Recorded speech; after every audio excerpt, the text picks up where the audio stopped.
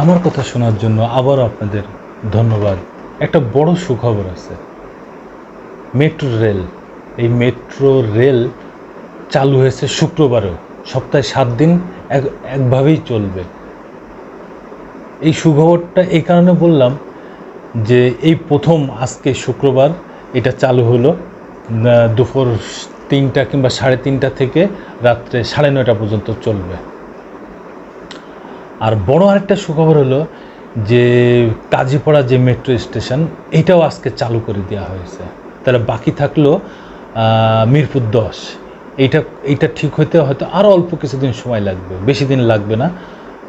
যে মেট্রোর দায়িত্বে আছে তিনি বলছেন আর বেশি দিন লাগবে না, অল্প কয়েকদিন। কাজীপাড়া যে মেট্রো স্টেশন, এই মেট্রো স্টেশন ঠিক করতে মাত্র 20 লাখ টাকা খরচ হয়েছে, 1 নম্বর। 2 নম্বর হচ্ছে যে ঠিক বিগত আওয়ামী লীগ সরকারের যে কাদের মন্ত্রী ছিল, সড়ক মন্ত্রী, ইনি বলছিলেন যে আগামী 1 বছরও মেট্রো রেল চালানো সম্ভব না, 1 নম্বর। 2 নম্বর হচ্ছে 100 কোটি টাকার উপরে নাকি খরচ হবে এই মেট্রো রেলে। ভাইরে ভাই, এই লোকগুলার মুখটা সেলাই করে দেওয়া উচিত। এই কারণে এরা 3 বেলা মানে ধরে বেঁধে মিথ্যা কথা বলে প্রতিটা মুহূর্তে, আর 1 টাকার জায়গায় 100 কোটি টাকা বলে।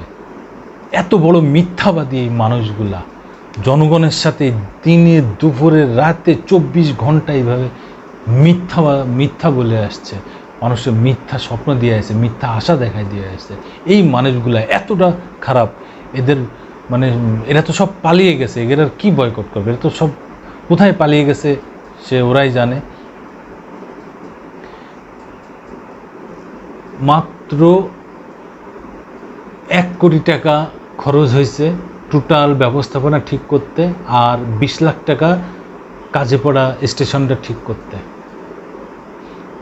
এত কম টাকায় কিভাবে মেট্রো স্টেশন ঠিক হলো, এটা আমার বুঝে আসে না। কেন বুঝে আসে না? কারণ ওই যে আমি শুনে আসছি 100 কোটি টাকা লাগবে আর 1 বছরও ঠিক হবে না। এই কারণে আমার বিশ্বাস করতে কষ্ট হয়। তারপরেও বিশ্বাস করেছি এই কারণে, কারণ আমি নিজে প্রমাণ পেয়েছি যে মেট্রো রেল চলতেছে, দিব্যি চলতেছে।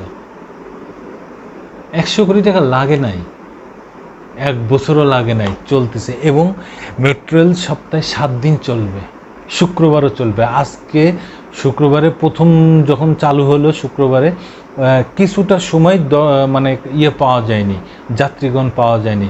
কিন্তু আস্তে আস্তে যখন বেলা একটু বেড়ে গেল, 4টা 4:30টার পর থেকেই বিপুল পরিমাণ যাত্রীগণ চলে আসলো এবং খুব উৎসাহ উদ্দীপনার ভিতর দিয়েই মেট্রো রেল চালু হলো।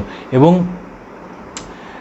পরিবার পরিজন বেশি দেখা গেছে আজকের, কারণ শুক্রবার সবাই একটু ছুটি, এই জন্য ফ্যামিলি নিয়ে সবাই মেট্রো রেল দেখতে আসছে, ঘুরতে আসছে এবং চলাচল করছে। প্রচুর একটা ভিড় ছিল মেট্রো রেলে। তাই এইটা সম্ভব হয়েছে শুধুমাত্র এই অন্তর্বর্তীকালীন সরকারের কারণে, নাহলে কি হতো সে জানে কেডা। এখানেও আবার 100 কোটি টাকার ধান্দায় 100 কোটি টাকার লুটপাটের একটা ব্যবস্থা হয়ে যেত এবং মানুষের সারা দিন রাত 24 ঘন্টা শুধু মিথ্যা বলে বলে একটা পচায় ফেলতো, কান ঝালাফেলা করে ফেলতো। সেটা এই জন্যে বললাম যে এটা একটা সুখবর, অনেক বড় সুখবর। কারণ আমরা যারা মেট্রোয় চলাচল করি, আমাদের জন্য আসলেই ব্যাপারটা খুব ভালো হয়েছে। এবং শুক্রবার দিন আমরা বাসের একটা ঝামেলায় থাকি, এখন মেট্রো রেল চালু হওয়াতে আমরা মেট্রো রেলেই চলাচল করব। আরেকটা ব্যাপার, সেটা হচ্ছে মেট্রো রেল প্রতিষ্ঠান চিন্তা করতেছে 3.5 মিনিট পর পর কীভাবে মেট্রো ছাড়া যায় সেই ব্যবস্থা তারা করতেছে। এখন পিক আওয়ার টাইমে একটা, অফ পিক আওয়ারে আরেকটা টাইম, এইভাবে চলতেছে।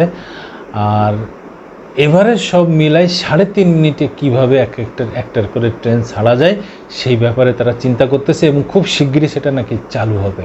এই জন্যে বললাম যে সুখবর, আরও অনেক সুখবর আছে মেট্রো রেল নিয়ে। যাই হোক, আবার দেখা হবে, কথা হবে। আপনারা যারা মেট্রো রেলে চড়েন, অবশ্যই মেট্রো রেলের সার্বিক সহযোগিতা করবেন, যেন এইটার কোনো ক্ষয়ক্ষতি না হয়, যেন ময়লা আবর্জনা না ফেলান কেউ, এদিকেও খেয়াল রাখবেন। সবাইকে ধন্যবাদ। আবার আসবো নতুন কোনো কথা নিয়ে, নতুন কোনো ঘটনা নিয়ে। আমি প্রিন্স।